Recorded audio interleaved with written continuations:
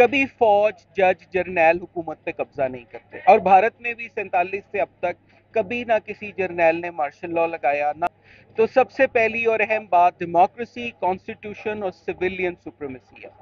दूसरा अहम पहलू एक और, इंडिया तीसरे ट्राई में चांद पे पहुंचा है, ठीक है। और अब हम अभी भी झंडा उठाने में हैं। और हम उस बात पे कर रहे हैं कि हमारी टांग। पासपोर्ट की हमारी क्या वर्थ हो। हमारे पासपोर्ट को कहीं पे देख लिया जाए तो वो साथ ही रिजेक्ट मार देते हैं, फिर मजबूर होते हैं फिर वो डंकियां मारने पे। अच्छा, और वो संजय दत्त पे जब केस बना तो, और वो हालांकि कांग्रेस के पार्लियामेंटेरियन थे सुनील दत्त साहब, वो पूरी स्टोरी बड़ी जबरदस्त है, बहुत आला फिल्म है देखने वाली। तो उससे रूल ऑफ लॉ पता लगता है कि इतना रिसोर्सफुल बंदा, यानी सुनील दत्त जो इंडिया का हीरो है, बॉलीवुड का हीरो है, पॉलिटिशियन है, पार्लियामेंटेरियन है। कुछ टाइम पहले उसको अमेरिका जाने पे बैन था, वो नहीं जा सकता था। पर अब वो गया, उसको रेड कारपेट पे उसको बुलाया गया। तो यही तो बात। ये है उनकी ताकत, वो उनका पासपोर्ट की क्यों ना वर्थ हो। आज हमें किसी के पीछे लगा दिया जाता है, अगले दिन किसी के पीछे लगा दिया जाता है। आज कोई कहते हैं कि ये चोर है, कल कहते हैं वो चोर है। पॉलिटिकल अनस्टेबिलिटी, इकोनॉमिकल अनस्टेबिलिटी, जिसकी वजह से हमारा जो है ना ग्रीन पासपोर्ट दुनिया में उसकी वर्थ नहीं है। अस्सलाम वालेकुम। वालेकुम अस्सलाम। क्या हाल है सर आपका? जी अल्लाह का शुक्र है, आप सुनाइए। मैं बिल्कुल ठीक ठाक। सर मेरा आज का सवाल ये कि बात करते चले हम पाकिस्तानी और इंडिया की, तो इंडिया को 47 कंट्रीज के अंदर फ्री वीजे के कह लें कि बगैर अलाउ किया है कि आप आउट जा सकते हैं, जबकि पाकिस्तान की बात की जाए तो हमारा जो वीज़ा है इसकी वर्थ काफ़ी लो नज़र आती है, ऐसा क्यों? अच्छा, दो चीज़ें हैं इसमें। इस वक्त दुनिया में जितने मुल्क ज़्यादा वक़्त रखते हैं, जिनकी वर्थ है, उनकी कौम की वर्थ है, मुल्क की वर्थ है, और ज़ाहिर है फिर पासपोर्ट की भी वर्थ है। उसमें दो चीज़ें अहम हैं। एक चीज़ ये कि दुनिया में डेमोक्रेसी की बहुत अहमियत है। वो मुल्क जो आइन के तहत चलते हैं, सिविलियन सुप्रीमेसी के साथ चलते हैं और जमहूरी तरीके से चलते हैं। तो भारत भी जमहूरी मुल्क है, इंग्लैंड जमहूरी है, कनाडा, अमेरिका, ये सब डेमोक्रेटिक मुल्क हैं जहां आइन के मुताबिक हुकूमत होती है। कभी फौज, जज, जर्नैल हुकूमत पे कब्जा नहीं करते। और भारत में भी 47 से अब तक कभी ना किसी जर्नैल ने मार्शल लॉ लगाया, ना जर्नैलों का सियासत में कोई रोल है। तो सबसे पहली और अहम बात डेमोक्रेसी, कॉन्स्टिट्यूशन और सिविलियन सुप्रीमेसी है। दूसरा अहम पहलू एक और भी है, मेरे ख्याल में ये दो ही पॉइंट्स हैं। एक वो है इंडस्ट्रियलाइजेशन। अमेरिका एक इंडस्ट्रियलाइज्ड मुल्क है, कनाडा इंडस्ट्रियल है, और भारत भी न्यूली इंडस्ट्रियलाइज्ड नेशंस में शुमार होता है। तो ये दो चीज़ें हैं, भारत ने टेक्नोलॉजी, साइंस, इंजीनियरिंग और इंडस्ट्री में भी आगे बढ़ा जैसे वेस्टर्न मुल्क हैं, और अपने अंदर डेमोक्रेसी रखी, सिविलियन।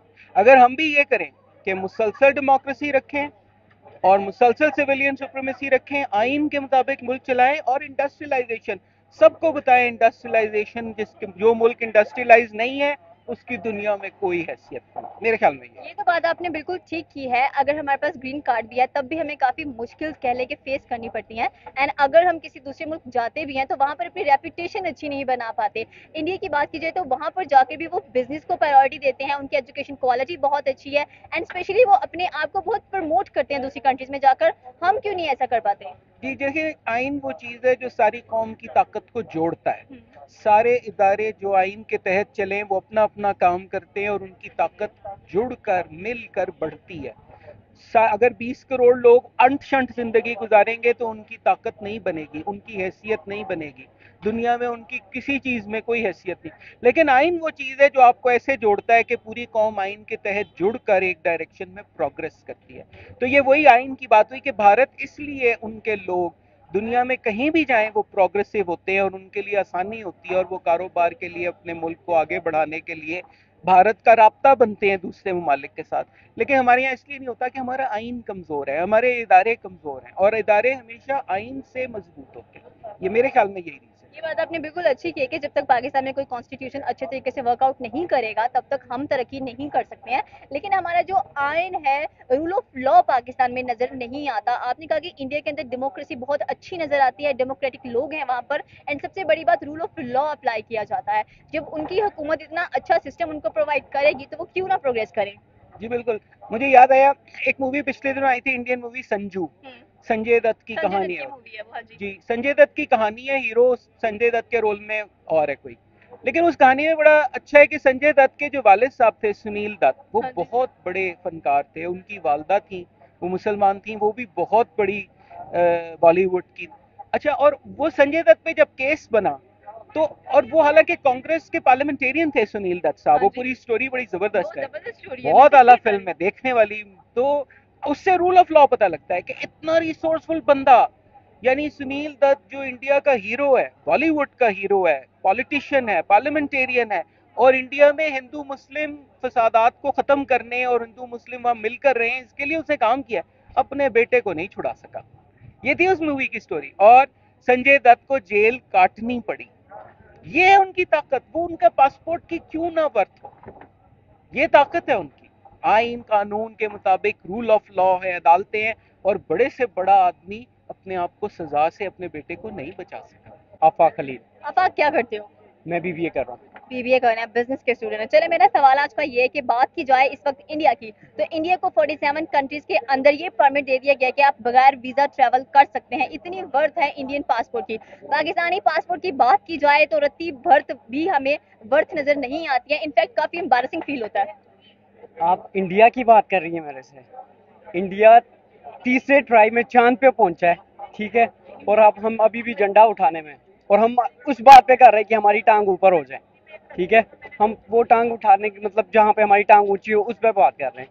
हमारी करेंसी की कोई वैल्यू नहीं है, तो हमारे पासपोर्ट की कोई वैल्यू हो सकती है, और वो भी इस दौर में।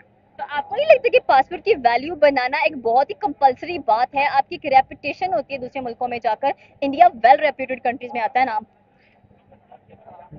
बात पासपोर्ट की करें तो 2 साल पहले जो हमारे पासपोर्ट की वैल्यू थी, जो दुनिया हमें देख रही थी जहाँ पे, आज हम पे लानते बेच रही हैं। और इस चीज़ का आइडिया भी है क्योंकि और जो आजकल के चल रहे हैं ना हालात, हम 200 साल और पीछे जा चुके हैं, और हम जा भी रहे हैं।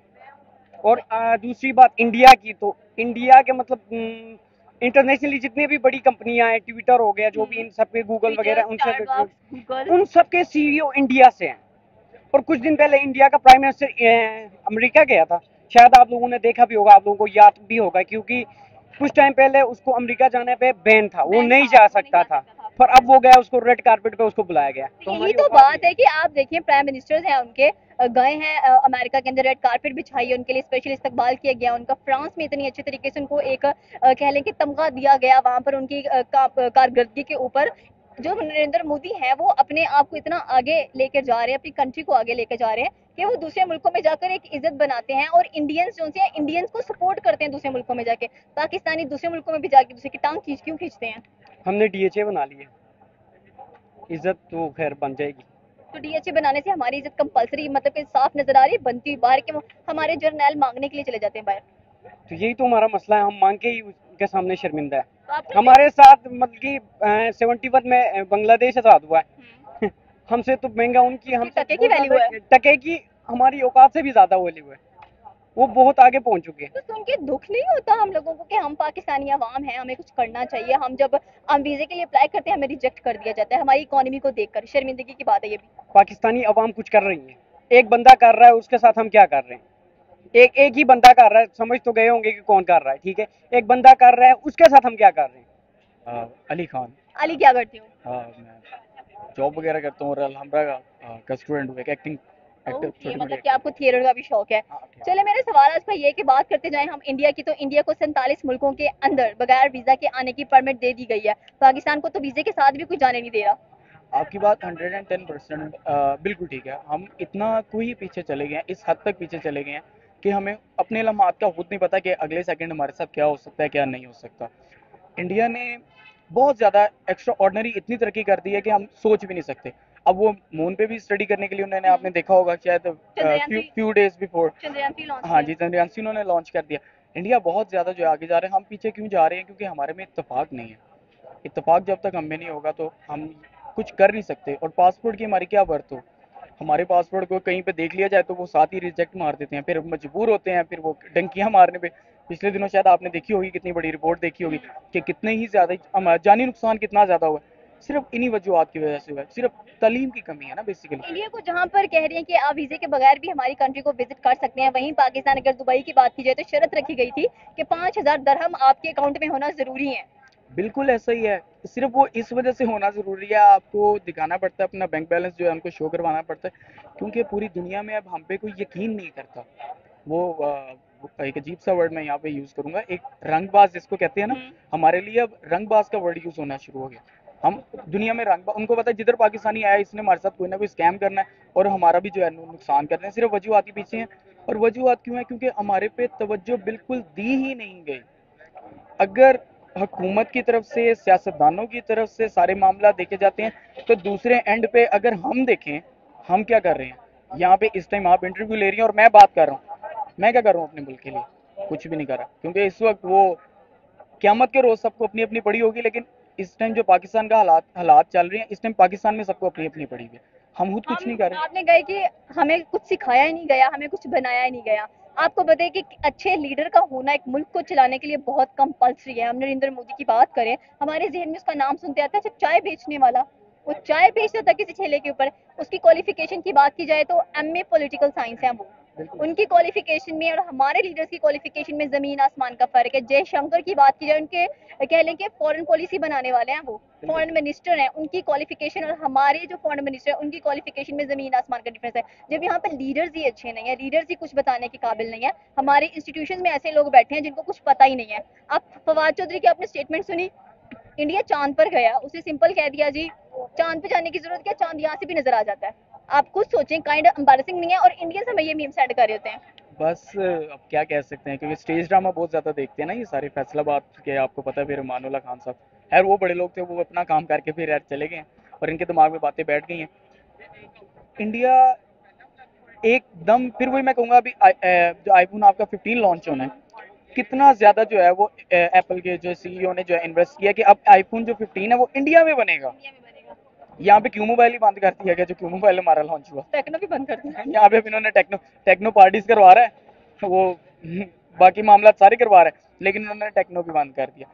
कोई चीज़ जब एक आगे चलने लगती है तो वो यहाँ पे रोक दी जाती है। यहाँ पे हम लेग पुलिंग बहुत ज्यादा है, हम किसी को तरक्की करता हुआ देख नहीं अच्छा, सकते ये लेग पुलिंग सिर्फ पाकिस्तान में ही करते हैं हम लोग बाहर के मुल्कों में भी ये लेग पुलिंग नजर आ रही होती है। हम कोई दूसरा पाकिस्तानी हमें दिख जाएगा ना उस मुल्क के अंदर, हम उसके साथ भी अच्छा सलूक नहीं करेंगे। और वही इंडियन को अगर कोई इंडियन नजर आ जाएगा ना, वो कहेगा यार हम दोनों एक ही कंट्री से हैं, हमारा फर्ज बनता है कि हम अपने आप को अच्छा प्रेजेंट करें और अपने मुल्क को आगे लेके जाएं।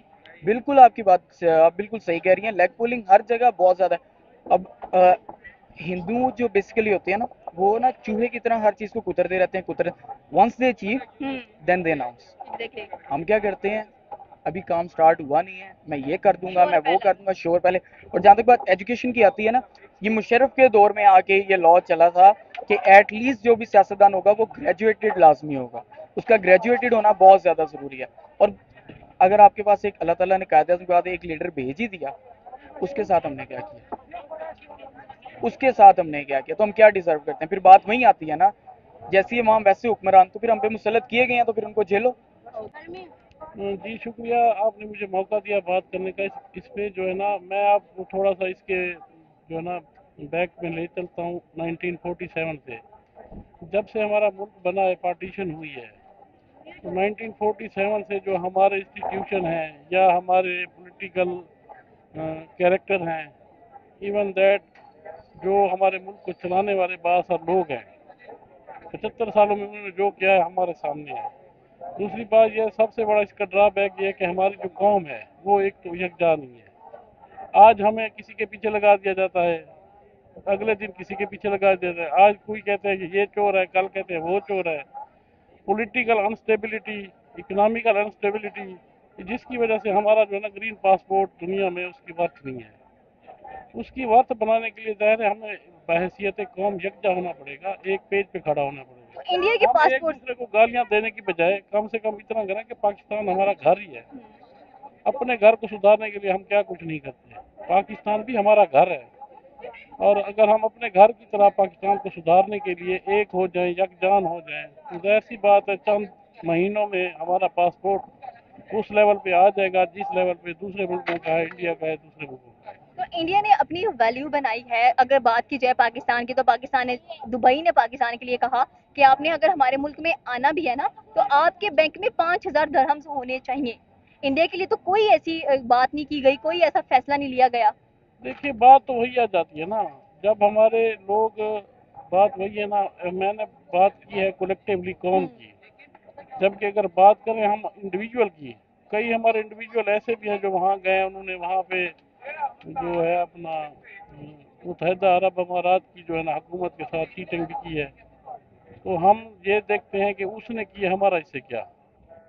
एज ए कौम तो हमें ये सोचना है ना, एक हमारा बंदा गलती कर रहा है, हमें उसकी गलती सुधारनी चाहिए और उसको जो है ना ये बावर करना चाहिए कि आपने गलत काम किया, आपने अपना वो खराब नहीं किया, इमेज पूरी पाकिस्तानी कौम का इमेज खराब किया। तो इमेज तो अब हमारा खराब हो चुका है। हम जब भी वीजे के लिए अप्लाई करते हैं हमें बड़े बुरे तरीके से रिजेक्ट कर दिया जाता है। एंड ये काफी एम्बैरेसिंग कह लें कि बुरी बात है पाकिस्तानी अवाम के लिए। आपने सही कहा कि पाकिस्तानी अवाम कलेक्टिव नहीं है, मिलकर सोचती नहीं है। कोई आधा इस रास्ते को भाग रहा है, कोई दाएं भाग रहा है, कोई बाएं भाग रहा है। एक डायरेक्शन नहीं है इनके पास, और ये डायरेक्शन इनको मिलेगी भी कैसे जबकि कोई तवज्जो देने वाला नहीं है। नरेंद्र मोदी अपनी कौम पर तवज्जो देता है। देखिए, हम तो जब से पैदा हुए हमने तो 3 चेहरे देखे हैं पाकिस्तान की सियासत में, और आज तक हमें भी वही चेहरे दिखाए कि इन्होंने ही पाकिस्तान को बचाना है। मुझे याद है कि 1997 में हमें थोड़ा सा जो है ना पॉलिटिकल अवेयरनेस आई थी, क्योंकि हम तब मैट्रिक पास थे। 1997 से लेकर 1997 में कर्ज उतारो मुल्क संवारो के नाम पे कर्जे लिए गए थे अवाम से, वही आज खुश हो रहे हैं कि IMF से कर्जा ले लिया, आपको मुबारक हो। उस वक्त उतारने के लिए लिया गया था, आज चढ़ाने के लिए हमें कह रहे हैं कि आपको मुबारक हो। इसमें किसी को पार्टी का कसूर नहीं है, इसमें कसूर है हमारी कौम का।